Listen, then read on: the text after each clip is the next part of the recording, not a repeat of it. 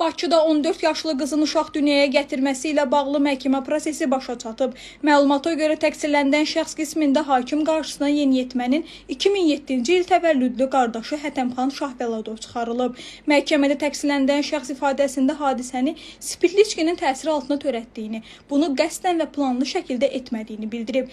Ən dəhşətlisi isə odur ki, hadisənin üstü uşağın dünyaya gəlməsindən sonra açılıb. Yeniyetmə qız valideyni ilə körpə üçün geyim almaq məqsədi ilə Sədərək Ticarət Mərkəzinə gedib. O burada çətinliklə də olsa uşağın atasının öz qardaşı olduğunu bildirib. O da məlum olub ki, yeniyetmə qız hamilə olduğunu dərk etməyib. Belə ki, o ifadəsində uşağın doğulmasına az müddət qalmış, müxtəlif ağrıları olduğunu, bir qədər kök olduğu üçün bədənində yaranan dəyişiklikləri şişkinlik kimi qəbul etdiyini bildirib.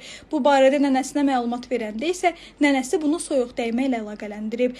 Lakin yeniyetmə qızın ağrıları artdığı gün gecə saatlarında təcili tibbi yardım çağırılıb. Xəstəxanada müayinə zamanı 14 yaşlı qızın 36 həftəlik hamilə olduğu üzə çıxıb.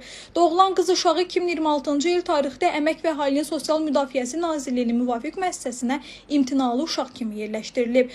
Ailəsi tərəfindən imtina edilən körpə həmin il hipertermik sindromu diaqnozu ilə uşaq xəstəxanasına göndərilib. Daha sonra vəfat edib. Cinayət Məcəlləsinin zorlama maddəsi ilə təqsirləndirilən şəxs 7 il 6 ay müddətinə azadlıqdan məhrum edilib.